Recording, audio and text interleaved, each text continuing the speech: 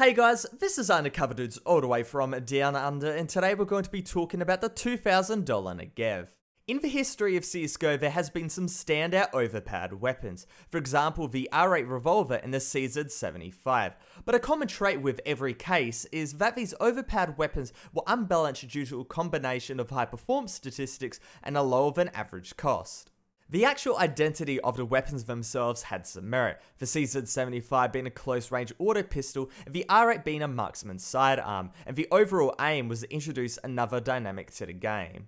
But looking at the CZ75, this gun from the start wasn't supposed to be a pocket M4, but with the relatively low cost of the weapon, its high fire rate, and easily controllable nature, it made the gun a must-buy on every eco and every force round. Now this was countered by nerfing its key stats, including increasing the draw time, and now the CZ75 is in a decent spot for AWPers and the like. However, the actual idea from the start was fine, it just needed a few patches to get tweaked so it can fit into the CSGO weapon hierarchy.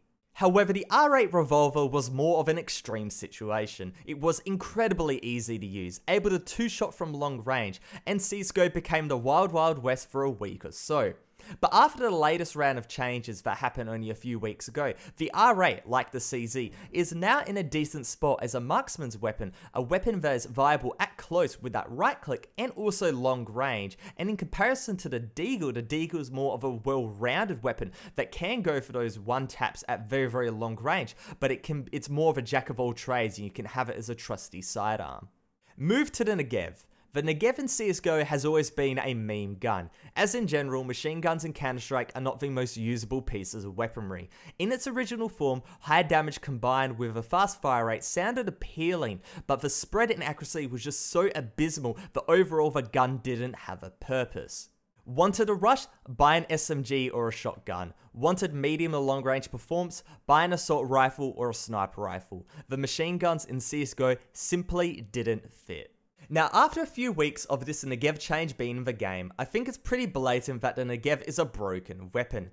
The reason is due to the major differences in usability across ranks.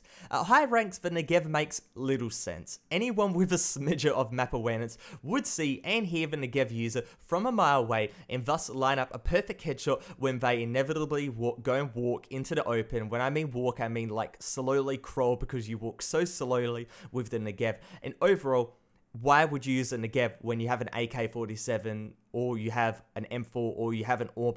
Overall, the Negev doesn't make any sense at that rank bracket. But saying that, let's go all the way down to the lowest of the low ranks. In the low ranks, the gun is highly viable, since crosshair placement is a little bit lacking. Running into a site where nobody's using flashes, nobody's using utility, and spraying a Negev at the common spots could go and secure quite a few kills simply because it's a laser.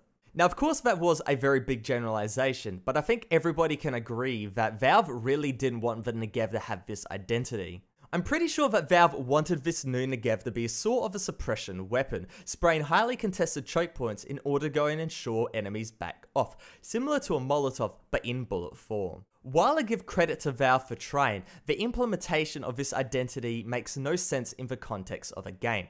90% of the time, if you're using a Negev, the only way you're going to be useful is just spraying down a corridor. But with that said, a play in Counter-Strike Global Offensive shouldn't be locked into simply one role. If you want to go and make an aggressive move, you can go and make an aggressive move. You want to sit back inside. If you want to go and do a variety of things, normally the weapons of Counter-Strike Global Offensive give you a certain amount of options. Of course, if you're running a shotgun, you can't go and do long range, but you can do short, you can do medium, you can go for some flanks, you can go for some aggressive moves. But with the Negev, it's simply limited to just being a spray bot, and overall that just goes, in my opinion, against the whole ethos of what Counter-Strike Global Offensive is. And with that said, an M4 mag is more than enough of a deterrent for enemies not to go and walk down a corridor, or even more so a fire grenade. I think a fire grenade goes and completely summarizes what the Negev is really kind of supposed to be. The Negev is supposed to be a deterrent, right? But the fire grenade, I think it's even better as a deterrent because it forces the enemy to make a split decision. If you go and throw that fire grenade, it's over a large area. Well, not a large area, but over a significant enough area. where the enemy has to go and realize, okay, do I keep walking forward into the site, or do I keep running, or do I go and run back? And with that decision, the enemy is going to be taking a ton of damage. With a Negev, if you hear that stuff fired up, there's really no penalty for the enemy to go and just simply walk back. They're not forced into making a decision to walk through the fire because they obviously don't need to. So the next problem is, what should the Negev go in B? As I said before, shotguns and SMGs are close range. Sniper rifles are traditionally long range, but you can go to close and medium if you're feeling a little bit risky, while assault rifles are all-round weapons. But what does the Negev and M249 do? Are they just supposed to be relegated to being suppression weapons? But is that even what Counter-Strike needs? The CZ and RA added another layer to the game's dynamic. This machine gun change just feels like fluff. Now, of course, suppressing fire is quite important, but it shouldn't be the goal of Counter-Strike. A weapon shouldn't be relegated to simply being a suppressing fire bullet hose. And overall, this whole machine gun change, it just goes and strays so far from the core ideas of Counter-Strike, and overall, it leaves everybody asking the question, what can Valve go and do?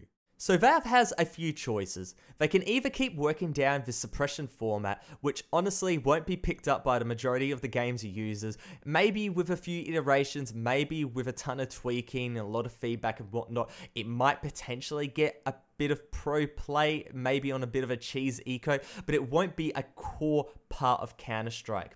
There's another choice. They could just go and completely revert all of these choices, go back to the Negev that we had, a few weeks ago.